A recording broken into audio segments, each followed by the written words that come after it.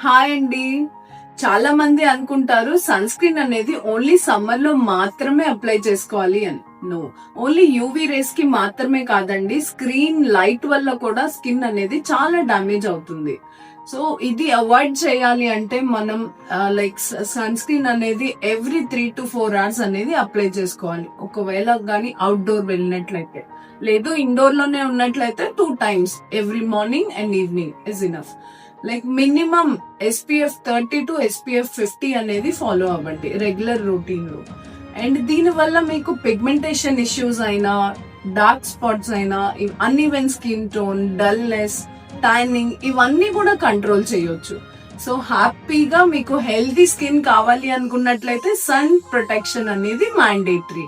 So do follow our page for more tips and all. Thank you.